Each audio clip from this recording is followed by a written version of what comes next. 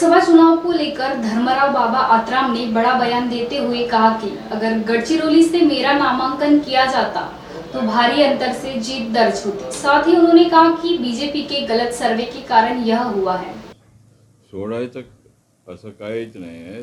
दादांशी 8 महिन्या अगोदरच मी बोललो होतो की मला या जबाबदारीतून मला मुक्त करा, कारण की खऱ्या अर्थाने जे न्याय द्यायचा होता ते न्याय देता येत नाही, कारण की माझ्यावर अधिकच्या जबाबदारी इकडच्या गडचिरोलीची असल्यामुळे त्या दृष्टीने आम्ही लक्ष गडचिरोलीकडे द्यायचं आणि त्या दृष्टीने आपण परवा सांगितलं दादांना, दादाने ते मान्य केलं।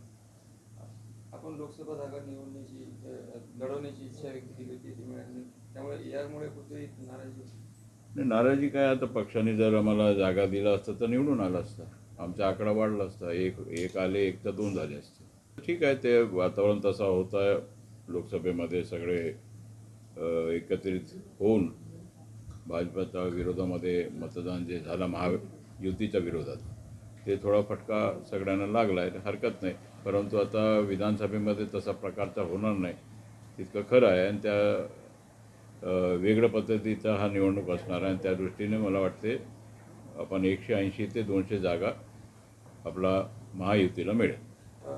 नाही आहे, ते म्हणाले की मी राष्ट्रवादीचा आहो आणि त्या राष्ट्रवादीचे राष्ट्रीय अध्यक्ष अजित पवार आहेत आणि त्या दृष्टिकोनातून त्यांच्या नेतृत्वाखाली हा राष्ट्रवादी काँग्रेस आहे आणि त्या राष्ट्रवादी काँग्रेसमध्ये पार्टीमध्ये आपले आमचे नेते भुजबळ साहेबसुद्धा आहेत, सगळे आमचे वरिष्ठ नेते आहेत, त्या दृष्टिकोनातून असं काही नाराजी नाही आहे आणि माझ्याही नाराजी नाही। त्यांनी काय केलं की त्या जे विधान परिषदकरता जे उमेदवार झिरवाल साहेबांचा जन्मदिवस असल्यामुळे, वाढदिवस असल्यामुळे त्यांना भेटायला गेले आणि त्या दृष्टिकोनातून ते आल्यानंतर त्यांनी भुजबळ साहेबांना शुभेच्छा दिलं, त्यांनाही सुद्धा त्या आपल्या झिरवाल साहेबांनी शुभेच्छा दिलं। माझं बोलणं झालं त्या दिवशी, मी झिरवाल साहेबाला शुभेच्छा देण्याकरता फोन केला, मी म्हटलं काय चाललं आहे, तर ते काय म्हणे सगळं मीडियानी काहीतरी उलटच सांगून दिलं म्हणे, आता तसं काय त्यांच्या इच्छा नाही। त्या दृष्टिकोनातून ते एक वरिष्ठ नेते आहेत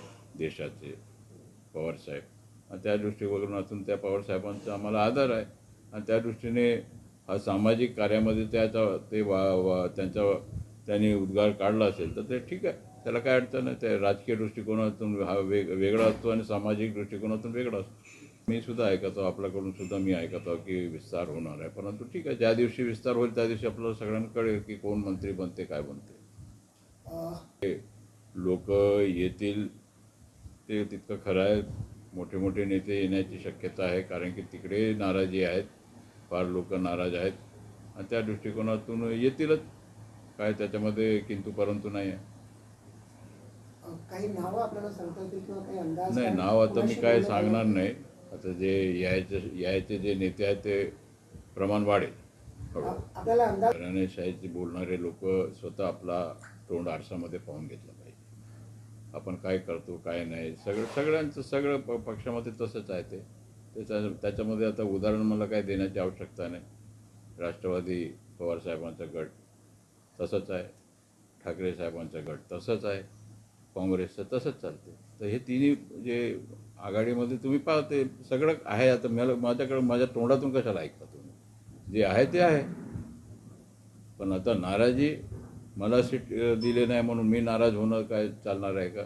जर मला दिले असते मी निवडून आलो असतो 100% आपला राष्ट्रवादीकडून गडचिरोलीवरून, ठीक आहे, नाही झालं तर मग नाराज होऊन थोडी चालणार आहे। आपल्याला पुढे जायचं आहे, लोकांचा सेवा करायचा, लोकांचं कल्याण करायचं, लोकांकरता आपण निवडून आलेलो लोकांकरता काम करणे हे आमचं जबाबदारी आहे। त्या दृष्टिकोनातून आपण लोकसभेमध्ये नाही झालं तरी आपण विधानसभेमध्ये ज्या लोकांच्या जे अपेक्षा आहेत, आम्ही जे राहिलेले आहेत त्या 3 महिन्यामध्ये पूर्ण करू आम्ही। ते आता सामूहिक हा होता ना, म्हणजे महायुतीचा उमेदवार म्हणून आपल्याला उभा करायचा होता, त्या दृष्टिकोनातून बीजेपी आमचे मोठा पक्ष असल्यामुळे महायुतीमध्ये त्यांचा जे सर्वे झाला असेल त्याच्यामुळे ते कुठेतरी चुकलं आणि त्या दृष्टिकोनातून उमेदवारी देण्यामध्ये जर व्यवस्थित उमेदवारी झाला असतं तर रिझल्ट आपला चांगला 45+ जे आम्ही सांगत होतो ते तितकं आलं असतं।